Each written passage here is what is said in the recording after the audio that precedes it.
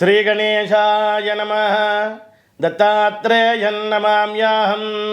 నారాయణం నమస్కృత్య నరం చైవ నరోత్తమం దేవీం సరస్వతీం వ్యాసం తతో జయముదీరయేతు. కార్తీక మాసం 8వ రోజు 8వ అధ్యాయం వశిష్ఠ మహర్షి గారు చెబుతుండగా జనక మహారాజు గారు వింటూ ఉన్నారు. వారు ప్రతిరోజు కూడా ప్రాతకాలంలో సూర్యోదయాత్ పూర్వమే 6 నక్షత్రాలు కృత్తికా నక్షత్రాలు అంటారు. ఆ సమయంలో స్నానం చేయటం, సంధ్యావందనం చేయటం, అదేవిధంగా వైశ్వదేవం చేయటం, మనం భోజనం చేసేటప్పుడు ఒక తోటకూర కానీ పప్పు కానీ చేసుకుంటే ఆ చెట్టుని మనం హింసించినట్టు లెక్క అవుతుంది. ఆ విధంగా ఆహారంలో మనం తినేటువంటి సమయంలో, భోజనం చేసే సమయంలో బియ్యంలో కూడా కొన్ని క్రిమికీటకాలు ఉంటాయి, మనకి తెలియదు. ఈ యొక్క అగ్నిహోత్రం మీద, గ్యాస్ పొయ్యి మీద మనం అన్నం వండేటప్పుడు కొంచెం పొంగు అని వస్తుంది. అన్నం ఉడికేటప్పుడు పొంగు వస్తుంది. ఆ సమయంలో ఆ క్రిమికీటకాలు చనిపోతాయి. అంటే అంత ఎక్కువ టెంపరేచర్ ఉంటే కానీ అవి మరణించవన్నమాట. ఇటువంటివి అన్నీ కూడా దోషం. ఈ కాలంలో పర్వాలేదు. పూర్వకాలంలో చూడండి, పొయ్యి మీద వండేవారు. పొయ్యి రాళ్ళని 3 రాళ్ళు పెట్టేవారు. కట్టెపేళ్లతో చక్కగా అన్నం వండేవారు. ఇత్తడి గిన్నెలో వండేవారు. ఆ ఇత్తడి గిన్నెకు కూడా మట్టి రాసేవారు. ఈ కట్టెపేళ్లలో కూడా కొన్ని పురుగులు ఉంటాయి కదా, అవి చనిపోతాయి కదా. అటువంటి దోషం తొలగటానికి మన వాళ్ళు వైశ్వదేవం అనేటువంటివి కొన్ని యజ్ఞాలు, భూతదయ అని భోజనం చేసేటప్పుడు కాస్తంత ఆహారాన్ని కాస్త 5 ముద్దలుగా యమాయ నమః, యమధర్మరాజాయ నమః, చిత్తాయ నమః, చిత్రగుప్తాయ నమః, సర్వభూతేభ్యో నమః అంటూ పెడుతూ ఉండేవారు. ఈ విధంగా కార్తీక మాసం 1 రోజులు దీక్ష చేస్తూ ఉండేవారు. మధ్యాహ్నం పూట విశ్రాంతి సమయంలో ఈ యొక్క కార్తీక పురాణాన్ని వింటూ ఉండేవారు. ఆ విధంగానే వశిష్ఠ మహర్షి గారు చెబుతుండగా జనక మహారాజు గారు వింటూ ఉన్నారు. నాయనా, ఈ యొక్క కార్తీక మాసం పురాణ వైభవం ఇంతని ఏం చెబుతాము. అనలము చిన్న నిప్పు కనుక ఉన్న మొత్తం కూడా అరణ్యం అంతా దగ్ధమైనట్టుగా, ఒక డబ్బాలో పత్తి వేసి చిన్న నిప్పు కణిక వేస్తే మొత్తం దగ్ధమైనట్టుగా భగవన్నామ స్మరణ చాలా విశేషమైనది. మనకి ధర్మం వేరు, ధర్మ సూక్ష్మం వేరు. ఆ విధంగా పూర్వం కన్యాకుబ్జం అనేటువంటి ఒక పట్టణం ఉంది. ఈ కాలంలో అది పాకిస్తాన్లో ఉంది. కరోజు పట్టణం అంటున్నారు. అక్కడ అజామీలుడు అనేటువంటి ఒక పిల్లవాడు కలిగాడు. అతని యొక్క తండ్రి సత్యనిష్ఠుడు అనేటువంటి ఆయన బ్రాహ్మణోత్తముడు. సత్యనిష్ఠుడు సత్యమే మాట్లాడుతూ ఉండేవారు. యజ్ఞయాగాదులు చేస్తూ ఉండేవారు. భార్యాభర్తలు ఎంతో అన్యోన్యతగా ఉండేవారు. లేక సంతానం కలిగింది. ఎంతటి వాళ్ళైనా సరే కలియుగంలో మానవులందరూ కూడా మాయలో పడిపోతారు. కలి ప్రవేశిస్తుంది కాబట్టి అజ అంటే మాయ అనేటువంటిది. అందుకని ఆ పిల్లవాడికి అజామీలుడు అని పేరు పెట్టారు. పెరిగి పెద్దవాడవుతున్నాడు. 4 వేదములు, షట్శాస్త్రములు చదువుకున్నారు. పూర్వం పౌర్ణమి తర్వాత, అమావాస్య తర్వాత ఇష్టి అని చేస్తూ ఉండేవారు. మన దేశం పేరు భారతదేశం. సంస్కృతంలో భా అంటే ప్రకాశించేటువంటిది, అగ్నిహోత్రము. రతి అంటే ఆసక్తి కలిగిన వారు కాబట్టి, భారతీయులు కాబట్టి మనం ఏ కార్యక్రమాన్ని చేయాలన్నా ముందుగా దీపారాధనతో మొదలు పెడతాం.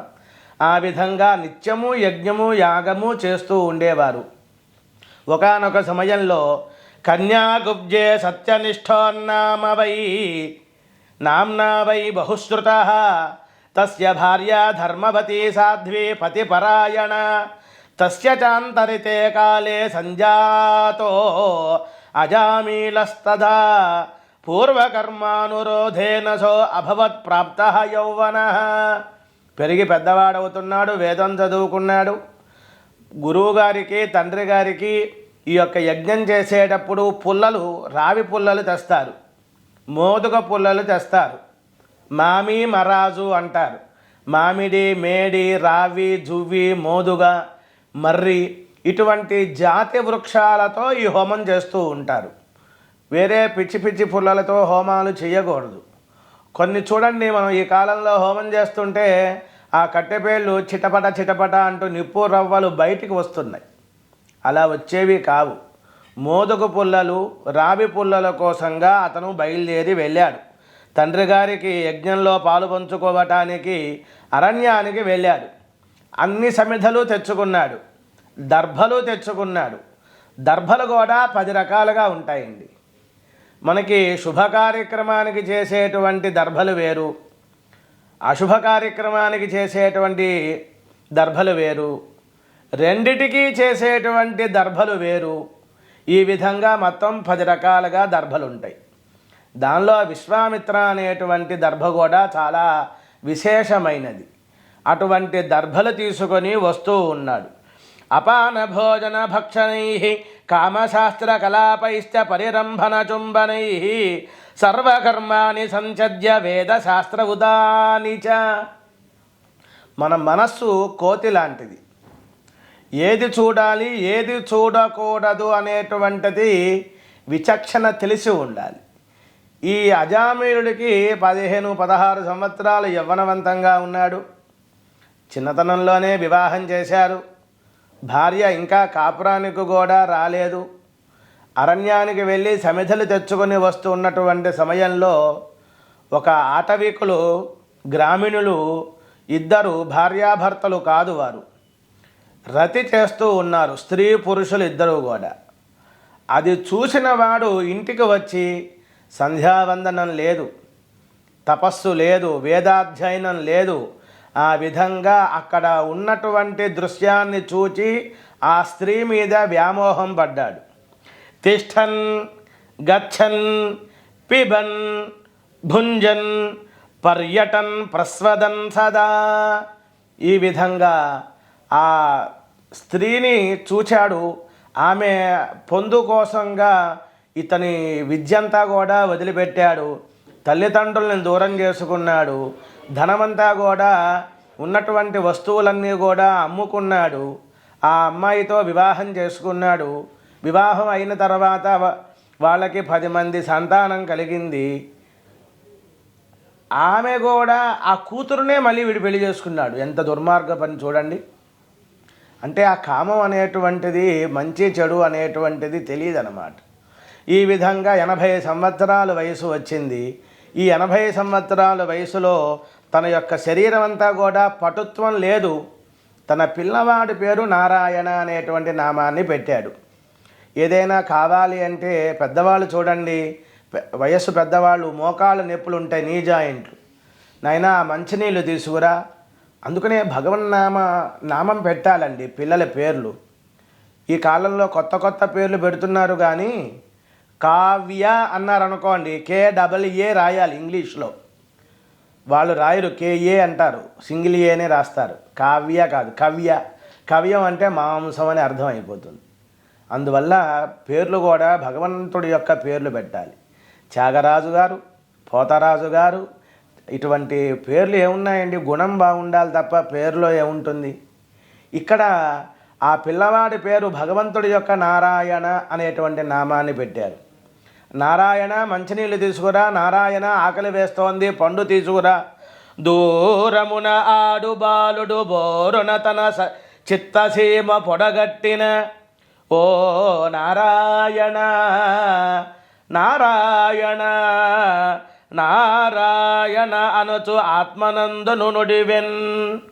అదే సమయంలో ఈ బ్రాహ్మణోత్తముడు పెరిగి పెద్దవాడయ్యాడు. దుర్మార్గ పనులన్నీ చేశాడు. 80 సంవత్సరాలు దాటింది. ఇంకా యమదూతలు వచ్చారండి. చిత్తగుప్తుడు చెప్పిన ప్రకారంగా యమధర్మరాజు గారు పంపించారు యమదూతలని. ఆ దూలం మీద ఇంట్లో దూలాలని ఉండేవి. ఇప్పుడు మనకి పైన పిల్లర్ వేస్తూ ఉన్నాం కదా, ఆ ప్రాంతంలో చెక్కతో దూలం అని ఉంటుంది. దాని మీద కూర్చున్నారండి. యమధర్మరాజు గారి యొక్క భటులు 3 వస్తారు. వాళ్ళు ఎలా ఉన్నారు అంటే కాటుక కొండలాగా ఉన్నారు. వాళ్ళ నేత్రములు దిగుడు బావిల్లాగా ఉన్నాయి. విచిత్రమైనటువంటి రూపంలో ఉన్నారు. గద కూడా ఉన్నది, ముళ్ళ గద. ఆ సమయంలో కనియన్ బ్రాహ్మణుండు అంత్యకాలమున వీకన్ రోష నిశ్చ్యూతలన్ ఘనపీనోష్ఠ వికార వక్త్ర విలసతు గర్వేక్షణోపేతులన్. వికారంగా ఉన్నారు. జన సంత్రాస కరోద్యతాయత సుపాశ శ్రేణికా హేతులన్ హనన వ్యాప్తి విభీతులన్ మువ్వురన్ ఆత్మానేతలన్ దూతలన్. యమధర్మరాజు గారి యొక్క దూతలు 3 వస్తారండి.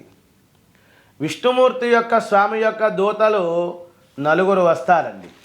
ఈ యమధర్మరాజు గారి యొక్క భటులు 3 వచ్చారు కదా, వాళ్ళని చూచిన సమయంలో భయపడి నారాయణాయ నారాయణ ఆయా అని పిలిచాడండి. వెంటనే విష్ణుదూతలు వచ్చారు.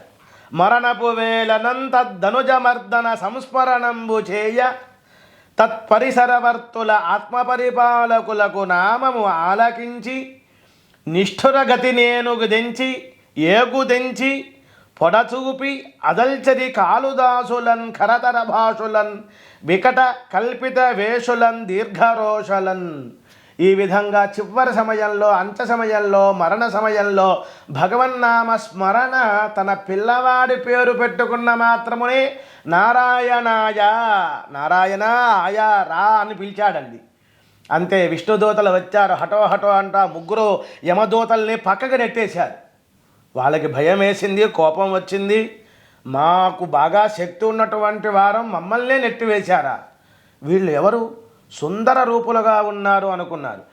ఎవరు మీరయ్యా, ఈ భవ్య రూపముల్ కన్నులకు అద్భుతమునర్చే దివిజులో భువిజులో దేవతా ప్రభురులో సిద్ధులో సాధ్యులో చెప్పరయ్యా.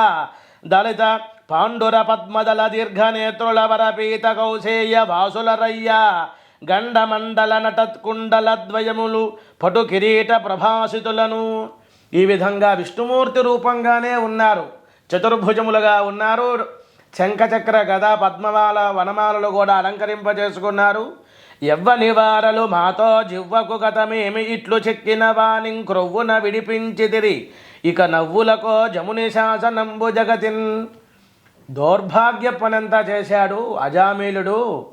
అందువల్ల మేము యమధర్మరాజు గారి యొక్క మాటకే మీరు ధిక్కరిస్తున్నారు, ఎవరు ఏమిటి అని అంటున్నారు. అటువంటి 8వ అధ్యాయం కార్తీక పురాణం వశిష్ఠ మహర్షి గారు చెబుతుండగా జనక మహారాజు గారు వింటూ ఉన్నారు. రేపటి రోజున మిగతా తరువాయి భాగాన్ని తెలుసుకుందాం.